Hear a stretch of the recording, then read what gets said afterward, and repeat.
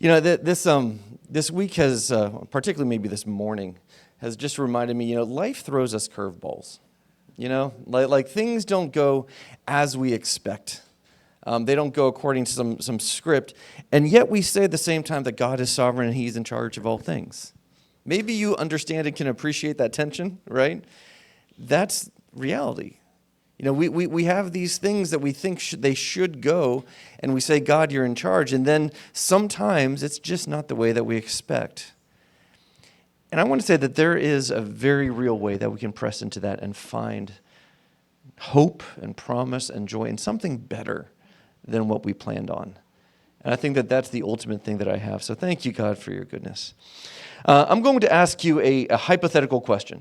You know the prodigal son. If you don't know the prodigal son, no shame. You can raise your hand. I'll quickly revisit. But this is what we did in depth the last week. We covered the prodigal son, so hopefully I'm picking up that thread from where we were. So if you know that, we spent a whole week on it. The boy who took his inheritance early, the younger son, which in that culture was essentially telling the father, I wish you were dead, who burned through every dollar. He ended up in a pig pen. He came home rehearsing a speech that he never got to finish. This is the question I want you to have. What if the older brother had greeted him first instead of the father? How would that have gone? So we talked about the younger brother, we talked about the older brother, we talked about the father. Just imagine for this moment that the father sees the son while he's still a long way off and he runs, but imagine for a moment that the older brother is standing at the gate. And the younger son is still dirty, he still smells like the pigs, he still has that speech ready about how he wants to get back into his father's good graces, back into the home as a hireling, as somebody who's just doing a job. And the older brother looks at him and says, so, you're back. Maybe you can hear that voice. So, you're back. What do we do about that? There's no robe. There's no ring. There's no sandals. There's no feast. There's no running. Maybe he gets a lecture, right? Maybe there's a probationary period. Maybe here's what you're going to have to do to earn your place back. Maybe you can hear the older brother saying those words. And the younger son probably would have nodded along. Right? Because that's exactly what he expected. That's what the speech was made for, was that sort of judgment. He expected that kind of pushback to him coming home. Make me like one of your hired servants. He had already demoted himself from son to servant, right? In his own imagination before he got home, he was ready to try to earn his way back. The older brother's version of welcome would have confirmed everything that the boy had already believed about himself. He would have come home, but he wouldn't have been home, right? He would have come home, but he would not have actually come home. And here's why I'm starting there. Some of us have received exactly that welcome from a church, from a family, from a God that we were taught to imagine as if he were that older brother. Arms crossed, the ledger is open. You can see a list of all of your failures spelled out before you, waiting to see if you're going to do enough to qualify to come back home. Right? And we've been living ever since then as hired servants in our Father's house. We have stuff to do. We have the words to put on the screen. We have coffee to make. We have chairs to put into neat little rows. We've got to make sure that all the things are lined up and counted for. We have to make sure that all the things that go around our duties are taken care of. We have to make sure that all of that is done because that's the way that we find ourselves, and we say that we belong here. We say that we belong home, right? And so we're present, we're working, we're doing the right things, but never quite at that feast. And when Jesus asks us to practice that kind of hospitality that this series has been about, this open table with that warmth, that welcome that costs us something, we reach inside ourselves to find it, and what we feel are the brother's arms, folded and cold, this far, but no further than that, right? And it's not because we're bad people. I want to give us all a little out there. It's not because we're bad people. It's because we can only give what we've received. And some of us have never really let ourselves receive it. And we try and we think that maybe I can receive this, maybe this thing that we're promised, maybe I can get that, but we have not yet gotten to the point of receiving it. And the thing is, I'm not talking about creativity, like our ability to make something. Because when we talk about loving our neighbor, when we talk about loving the stranger, I think we can do it, right? Like, I could do that. It's just a person in the image of God. I could surely conjure up enough love in myself to be like Jesus wanted me to be. And we begin building on this foundation of trying to see them a certain way. We build on this foundation of trying to get the theological truth straight so that I'm going to feel the way that I should feel, and then I'll start acting the way that I should act. Because we don't want to fake it till you make it. We don't want to put on a fake guise. I'm very strong about this, by the way. Right? So we try to just make ourselves feel that. And if you've ever tried to flex love, it doesn't work that way. You can't quite find the muscle or the power or the will to just kind of make that thing, to will it into being, right? Love is something else altogether. Love is something that we find. It's something that discovers us. It's something that reveals maybe more than it's something that you can force.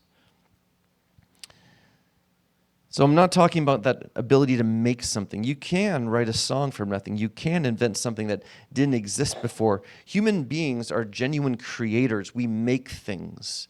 That's part of what it means to be in the image of God who does create. But love is not made. It's released.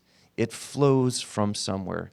Every person that you've ever loved, you love because something happened first. You were drawn, you were moved. Something in you responded to something outside of you. That's the way that love works. I like to think that all of our love that we've experienced in our life comes because God first loved us. Because he first spoke that word, because he first went to that cross, because that forgiveness began at that point and has touched humanity, has touched creation, generation after generation, story after story, and we find ourselves knowing this love because he's good. Nobody sits in a room, exerts effort, and manufactures love for a stranger. That's not how it works, and we all know it. You can make behavior that looks like love. You can train yourself into a kind of efficient warmth, but the woman in the room that we're going to be talking about was not being efficient. The woman who cried and anoints Jesus' feet with oil is responding. Something had already moved in her before she even picked up a jar to break it at his feet. And so we'll read this in John, but John says that we love because he first loved us. Not we love after he first loved us. It's because the love flowing out of you has a source. And if that source is dry, you can be as creative as you want, but you cannot make love appear. And some of us have never really let ourselves receive it. So this is the room Jesus walks into in Luke 7. If you got your Bibles, you can flip or scroll or Google to Luke 7, starting verse 36. When one of the Pharisees invited Jesus to have dinner with him, he went to the Pharisee's house and reclined at the table. A woman in that town who lived a sinful life learned that Jesus was eating at the Pharisee's house. So she came with an alabaster jar of perfume. As she stood behind him at his feet, weeping, she began to wet his feet with her tears. Then she wiped them with her hair, kissed them, and poured perfume on them. When the Pharisee who had invited him saw this, he said to himself, "If this man were a prophet, he would know who is touching him and what kind of a woman she is. She's a sinner." And Jesus answered him. Notice this is where his name is finally used. "Simon, I have something to tell you." "Tell me, teacher," he said. "Two people owed money to a certain moneylender. One owed him 500 denarii and the other 50. Neither of them had the money to pay him back, so he forgave the debts of both. Now, which of them will love him more?" Simon replied, "I suppose the one who had the bigger debt forgiven." "You've judged correctly," Jesus said. Then he turned to the woman and said to Simon, "Do you see this woman? I came into your house. You did not give me any water for my feet, but she wet my feet with her tears and wiped them with her hair. You did not give me a kiss, but this woman from the time I entered has not stopped kissing my feet. You did not put oil on my head, but she has poured perfume on my feet. Therefore I tell you, how many sins have been forgiven as her great love has shown? But whoever has been forgiven little loves little." And Jesus said to her, "Your sins are forgiven." The other guests began to say among themselves, "Who is this who even forgives sins?"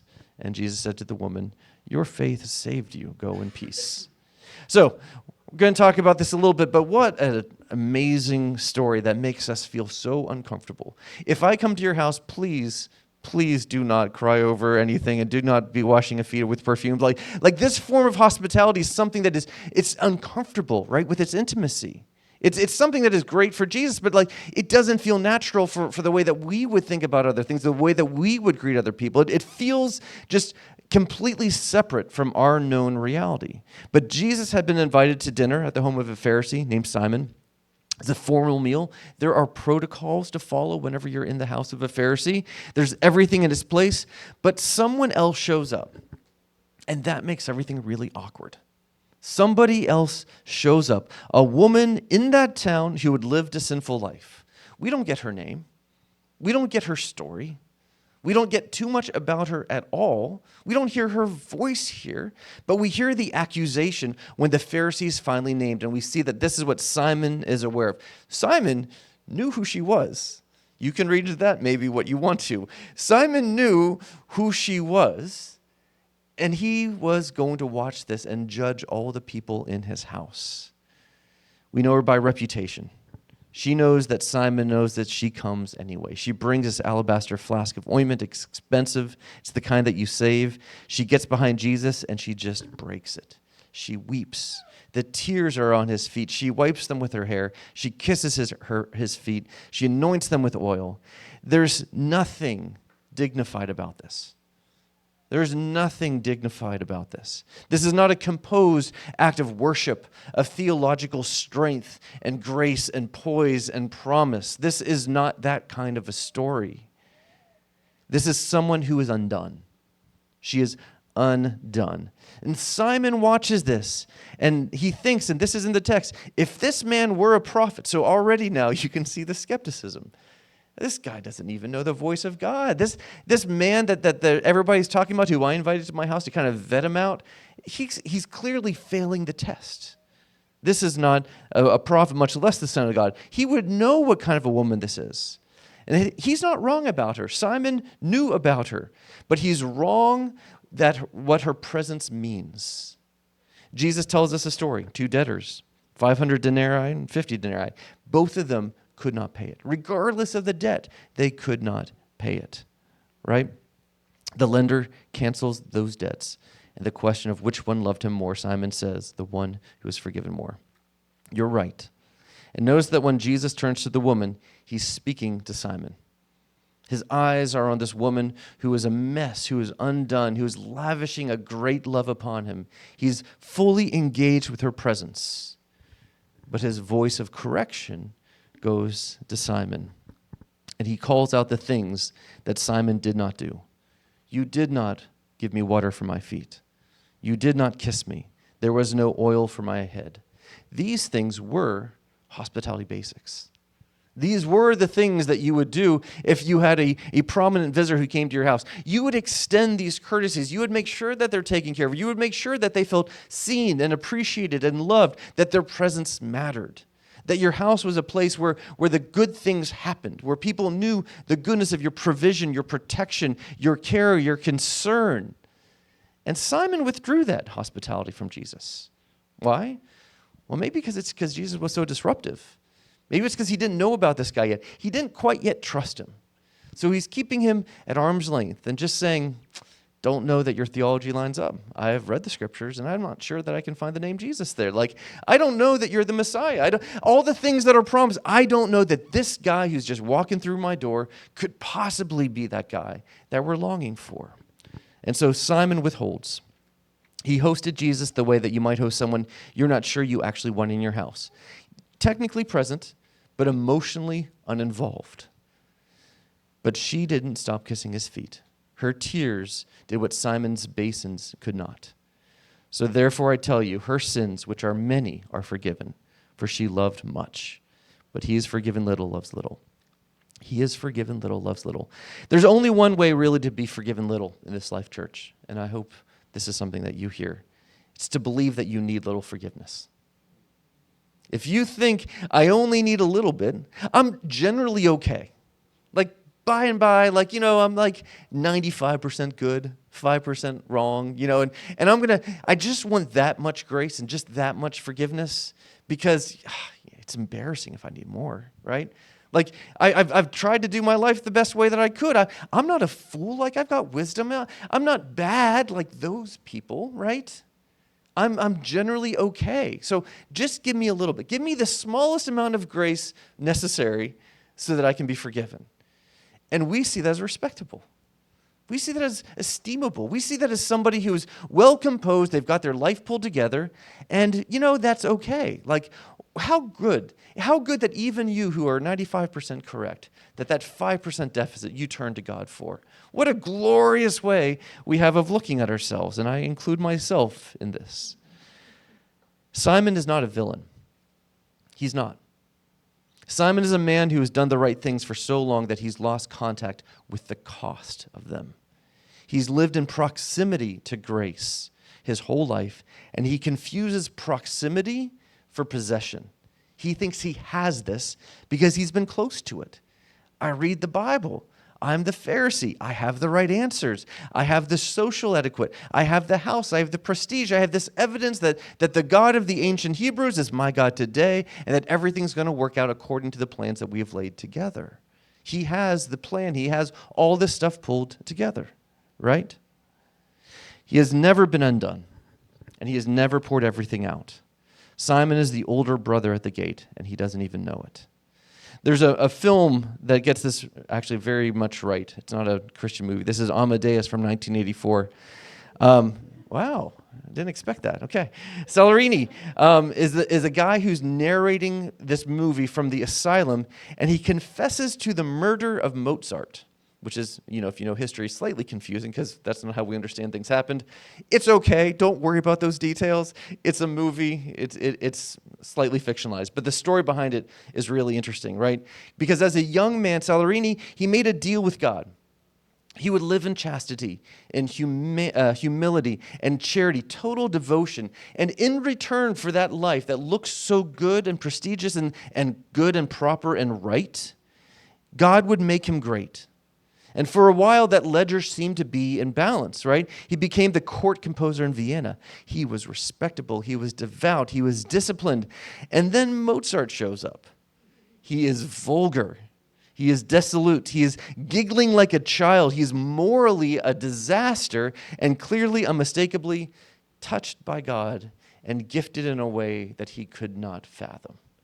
It doesn't seem fair. It doesn't seem right. The music that came out of Mozart was not right. It wasn't even earned. It was like this pure gift. And you hear Salieri looking at all this, and he becomes furious at God. Because if Mozart was loved like that, if this undeserved, lavished, prodigal love, then what had Salieri's decades of careful virtue actually purchased? And that language is on purpose. What had it actually purposed? I have been doing good. I have been the guy that you can rely on. I've been the guy you can count on. I do the stuff. Come on. Let me have my due. Let me get what I deserve. Let me have the fun that this younger brother's just out there just giggling, having a great time for. You see the prodigal son here? He'd been obedient to get something. At his heart, at his root, he believed not in the goodness of God, but in an equation that he could solve. In his heart, he thought, it's not character, it's karma. That's got to be the overriding rule of the universe, that the good people get what they deserve. That's got to be it, so I've got to be that good person. I think that this is the ultimate flaw that we as Christians have misunderstood, is that we've allowed this concept of karma, of justice, to pollute our understanding of what grace and mercy actually mean. That you are undone and not justified and not good enough, but the overwhelming goodness of God has made you something else entirely. It has reformed you so that you are then that thing that you thought you could perform and become and to kind of inhabit that. Salieri had been obedient to get something, and the something wasn't coming. And somebody who hadn't even tried was enjoying all of the benefits. Tim Keller has a book, and he points to Salieri as the portrait of the older brother, moral, devout, disciplined, and in a more spiritually desperate condition than the prodigal son, because the elder brother didn't know what he had lost. That's why the elder brother, that's why being that character in that parable that we talked about last week is so dangerous. Because they don't go to God and beg for healing from their condition. They see nothing wrong with their condition. They just live it out. Salarini's problem wasn't that he failed to worship, it's that he worshiped transactionally. He gave God obedience, he wants fame in return. And when those terms are not honored, he felt betrayed. He felt left behind. He felt unloved, even though that love had always been present for him. He literally could not recognize it. And it turned his worship into bitterness. Simon and his dinner party is Salarini's dining room. It's correct. It's controlled and standing outside of a joy that he was fully invited into. And this is the problem I want to name this morning. We've been talking for weeks, months now, about hospitality. And in a way that I think that this world actually needs, in a way that we as the givers and receivers of hospitality vitally need. That this is, I do believe, the cure for humanity. Like, it's the cure for the gospel condition where we need the hospitality of the Father, where we want to be hospitable to the Spirit, where the way that we are to one another betrays something of what we believe about the kingdom of God. And all of these things coming together when we gather should showcase the goodness of God here today. Hospitality, I am convinced, is probably the missing thing for most of us in most of our lives. It's the open table, about welcoming a stranger, about being a people of unusual warmth in a world that sorts and labels and excludes. And I will guess that most of you in this room, after hearing me talk about this, agree with me on most of these points, theologically, intellectually, and in principle. But then we go home, right? Your neighbor's name is still a mystery. Is it just me? The new family 3 doors down still hasn't been invited to anything. The person at church who makes you slightly uncomfortable is still sitting and eating alone. And it's not because you're a bad person. I already covered this, right? It's not because you're a bad person. It's not because I'm a bad person. But because agreeing with something and being moved by something are two completely different experiences. So the question isn't, do you believe in this? I believe that we do. But the question is, why doesn't it move us? I was at a barbecue very recently in a backyard, and a homeless man came up to the fence asking for food. And let me first say, the host of the party was kind and generous. My wife was loving and engaging, and I froze. I froze. And it was weird. I had no script for this. I had no script for a guy imposing himself on a party, asking for food and asking to be included. Right? It's unusual. It's a woman coming into a party that she wasn't invited to with a bottle of perfume and making your house stink. Right? We have no script for this. What do we do in this moment?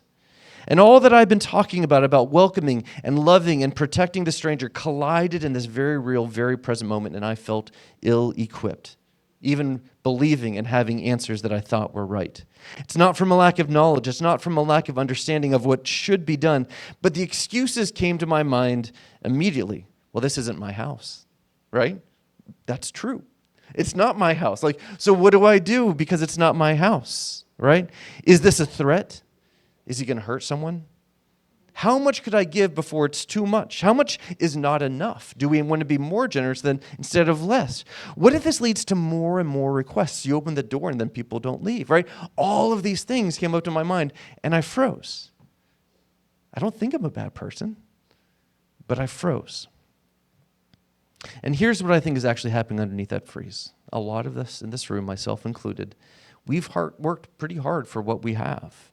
The margins in your life, though, don't seem to appear, right? You carve it out. The peace that you have in your home, the stability, the time that you actually have to be at a backyard barbecue, we build that brick by brick. We try to earn and carve out the space. And somehow along the way, without meaning to, we start to relate to it the way that we relate to something that we made, to something that we own, to something that we possess. This is mine. I produced this time, this space, this relationship, these boundaries. I own that, and that's something that I have. And I'm not entirely sure, I believe, Josh speaking here, that I could do it again. That if you give me another chance to live this life, if you ask me to do all these same things again, I'm pretty well aware, I'm fortunate, I'm blessed, that for some reason I received more than what I deserved, and I'm lucky. Was it that God gave it to me? I think so, but I'm not convinced. And I just don't want to let it go because I'm afraid I couldn't get it back. And that's the fear that creeps in. So when somebody shows up at that fence, the threat is not just inconvenience, it's deeper than that. To give freely is to find out what we're actually capable. And a lot of us, I think, are not entirely sure. Because we've been fortunate, we know it. We don't trust that that comes with an open hand, so we protect and we insulate. We find reasons why this particular moment isn't the right one that I've been talking about. It's a different moment. And I don't think it's wrong that we've built something, but I think that we've misidentified the source material. That we don't generate this from nothing. We're given raw material, capacity, health, opportunity, time, a brain, whatever it is, and you shaped it. That's real. That's yours. But the source wasn't us. We're reaching into our own pockets. We're calling it self-sufficiency. The terrifying thing about self-sufficiency is that it's always one bad diagnosis, one market correction, one phone call away from collapse. So of course we try to protect it. Of course we insulate. You build it and you know how fragile that building process was. But that's not the pocket that we're supposed to be reaching into. The wrong answer, the easy answer in some ways, the answer that feels spiritual is that you need to try harder. You just got to do the right stuff, discipline yourself, set a goal and make a plan. But like we said, you can't manufacture love. There's no amount of discipline you can do to produce love. In fact, I'll argue that the more you try to produce love, the less of it you actually feel. Like you try so hard to capture this thing, to put it into a bottle, to understand this thing, to theologically diagnose this, to come up with some definition and some understanding it. And it's like the closer you try to get those things spelled out in black and white with an equation, it's like it just disappears into the night air, like it was never even present. You can't manufacture it. You can get behavior that looks like love. I think a lot of people have been content with that. This looks loving, and people around me react like it's loving, and it's, okay, maybe this is good enough. Maybe this is the thing I've hoped for. Maybe this is the goodness that we have. But it proves shallow. You can train yourself into a kind of efficient friendliness, Simon hospitality, technically present but emotionally locked. But the woman in that room was not being efficient. She was wrecked. She was wrecked. Willpower alone will not wreck you. Willpower will not wreck you like that woman. Only love does. You cannot try your way into those tears. You cannot only be encountered. You can only be encountered into them. So the actual answer is 1 John 4:19. John says it very plainly.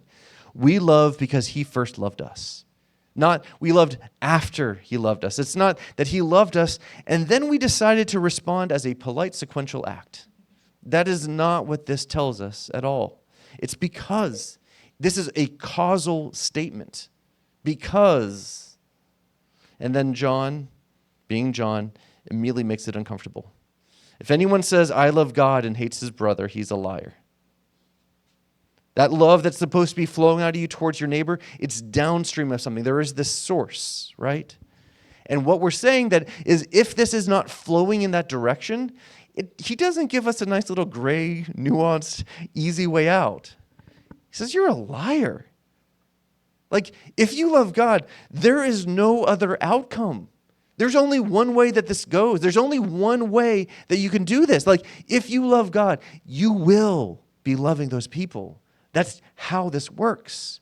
Are you looking for proximity without love? Are you emotionally locked? Are you trying to make this transactional? Are you trying to get forgiveness without engagement?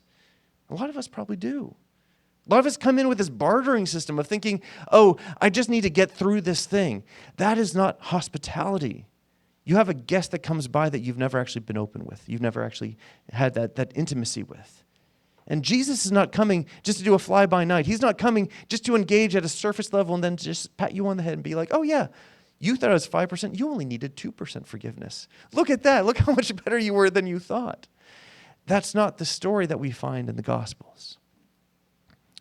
It's not that answer is wrong. It's not that it's inconsistent. You are a liar because hating your brother while claiming to love God is a structural impossibility.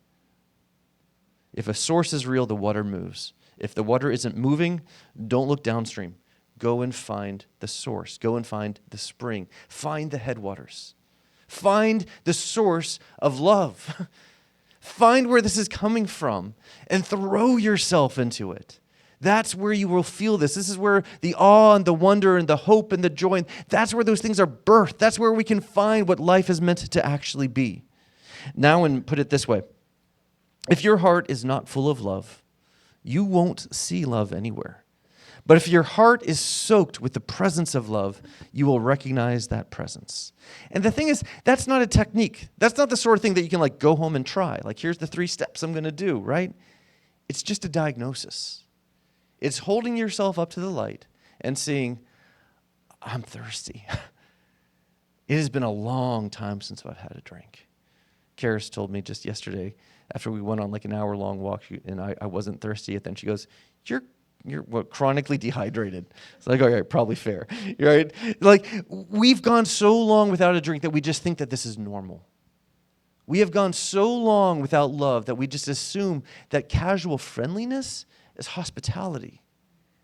We have mistaken all the depth of what our souls are capable of because a counterfeit kind of sort of fits the box enough. And transactional makes a lot of sense for how we handle the rest of our lives.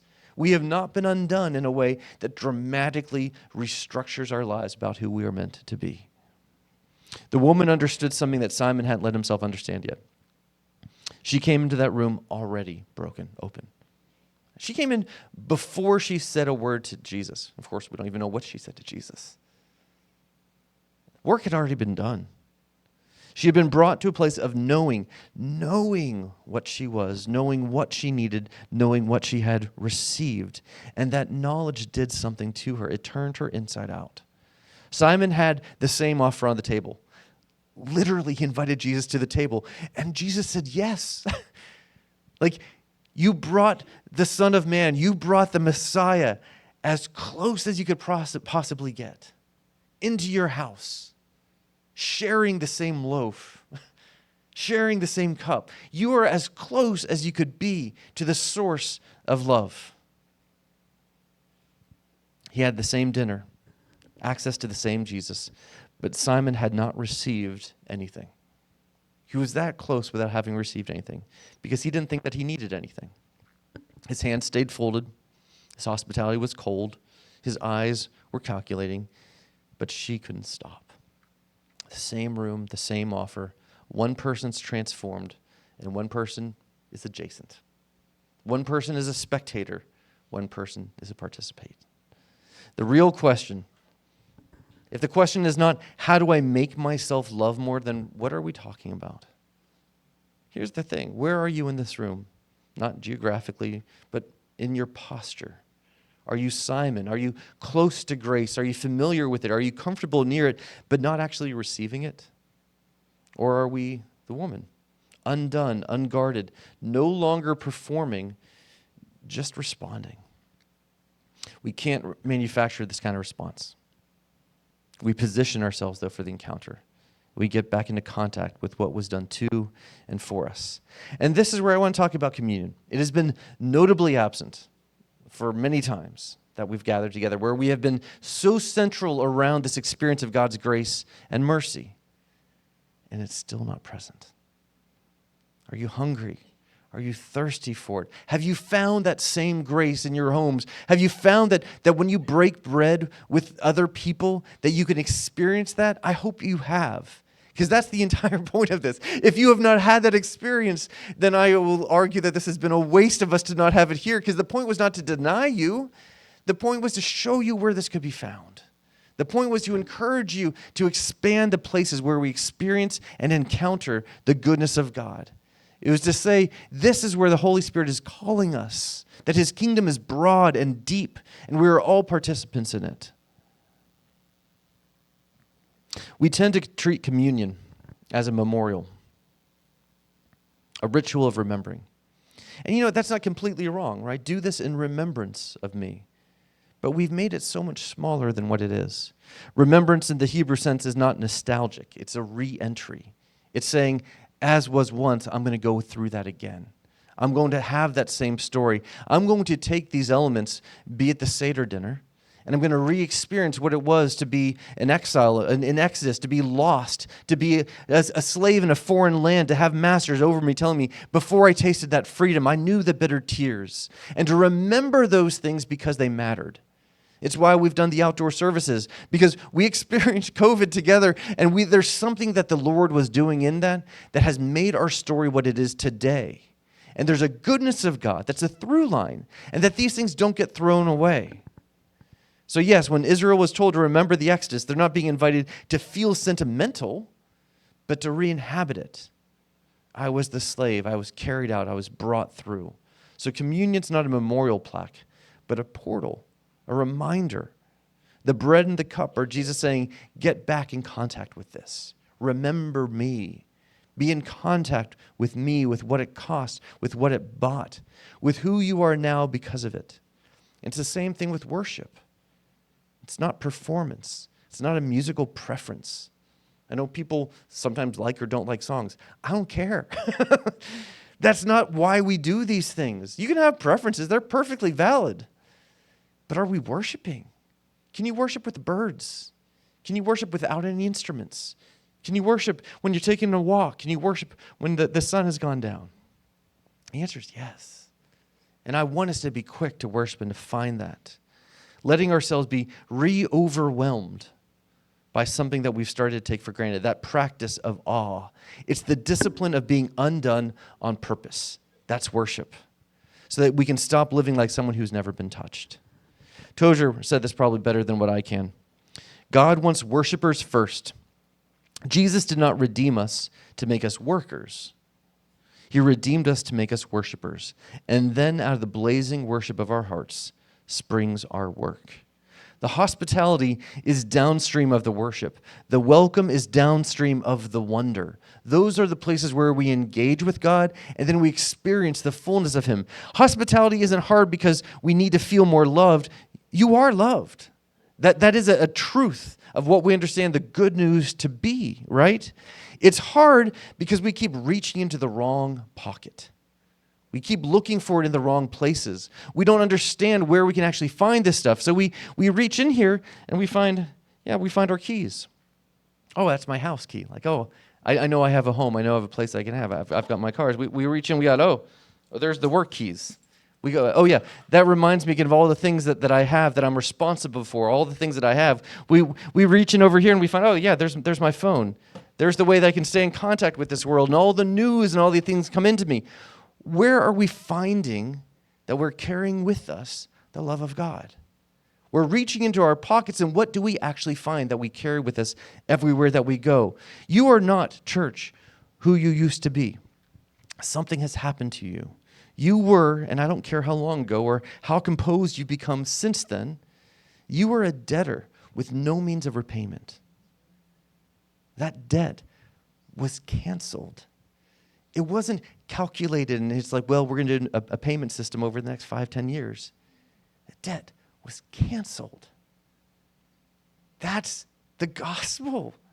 And it doesn't matter if it's 50 or 500 or 5,000 or 5 million. The debt was canceled. And what we do with that canceled debt is everything. It's everything.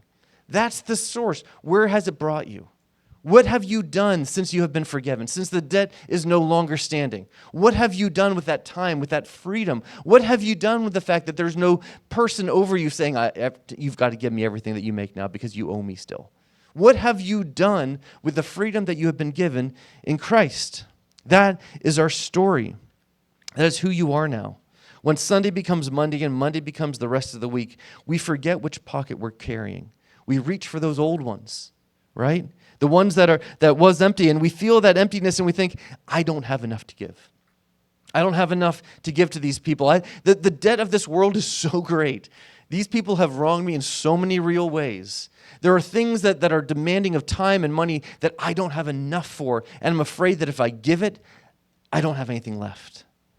You're not reaching into the wrong life. You are that new creation, but you have a different source and we have a different currency. We're just finding ourselves with the wrong pocket. The new pocket is full. It has always been full. It's full because it was poured out, not by you, but for you. The woman in Simon's house, She's not generating love from nothing. She's responding. She was reaching into the pocket that had been filled, and that's all that we're being asked to do. It looked dramatically different than what we think the composed religious life should be. Tim Keller writes this of the elder brother's fundamental problem, and it's Salarini's too. And it's also Simon's. Ultimately, elder brothers live good lives out of fear, not of joy and love. Maybe you can relate to that. It's fear that the ledger's not balanced. It's fear that God hasn't actually settled that debt. It's fear that that robe that was put on you isn't really yours and doesn't really fit, and it's just going to disappear one day when people actually see who you are and that you're actually an imposter, and all the shame and doubt are going to be unsurfaced, and everybody's going to see this, and it's going to be terrible. The woman had no fear. She's the marvel in this story. She had no fear. She'd already lost everything that was worth protecting.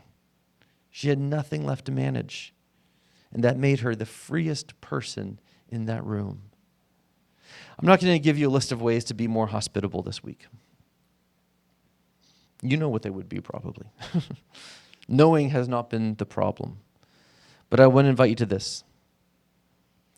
Before this week's get going, find a moment to let yourself re-encounter that moment.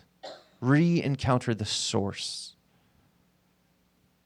God will make himself known. I don't think that this is hard. I don't think that this is like a mystical sort of thing where you're just like get in a quiet, dark room all by yourself and just repeat these mantras until you feel a little twitch in your heart. Like, no.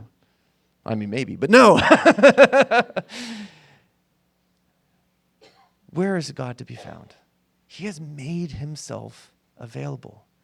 I had this moment where I kept praying for like this big, supernatural, overwhelming presence of God. Like I just wanted to be undone in this way that like the movies or something big and profound in Hollywood like. And I saw this rainbow. And I remember thinking, well, that's a nice natural thing that the world has in it. And God said, I made ways so you can encounter me in the natural ways of this world. I don't have to split the sky. I don't have to send a tornado and a hurricane to undo you in a sense like you were made to be in relationship with me and in a relationship with this world. How destructive would it be that if God wanted to say, hey guys, how are you doing? He had to tear the walls off the building. Do you know how expensive that would be as somebody who leases this building? Like we can't handle that kind of financial pressure. And I'm just talking about how the debt's been forgiven, right? That's the joy of this, is that God has made channels for us to know him. That work with your heart, that work with your mind, that work with your soul, that work with your emotions, that work with your spirituality, that when music stirs you, it's an avenue to say, hey, God, is that you? I want to know you. Like, hey, God, I feel this desire to create. I feel this desire to make something beautiful, to make something with my hands. Are you with me? Yes. Hey, I feel the desire to reach out to a friend and just have a meal together. Are you there? Yes. Yes. Because God loves his family. He wants us to be together. Love and kindness and gentleness, when on the foundation of the gospel, proclaim truths that words fail to say. That's where we found ourselves. So this week, find a moment to let yourself be re-encountered with God himself. Take communion. It's your church. You can't hear. Take communion. Take communion. I mean it. With one body, with one loaf, with one cup, with people. Take communion. Find them.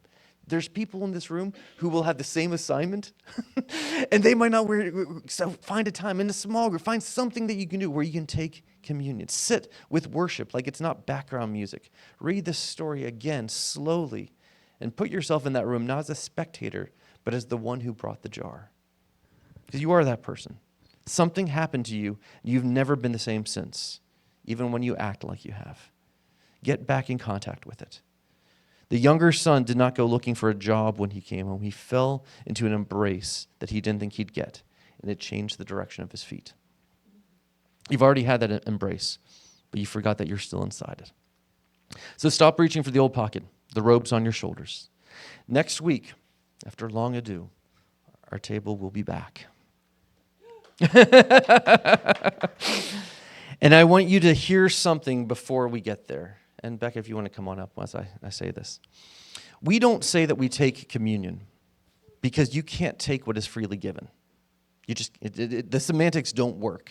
Have you ever had that jokes where somebody's like, "You can't take that from me because I give it to you," like all those sorts of things? You have to receive it, and this is not a word game, really. It's the posture that we have, and that's what this whole series has been about.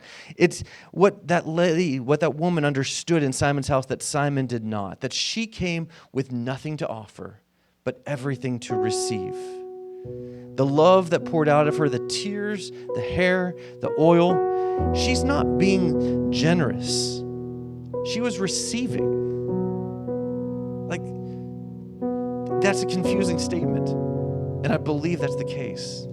The woman pouring out from her alabaster jar the most expensive thing that she had. The woman in tears, using her hair in a way that's undignified.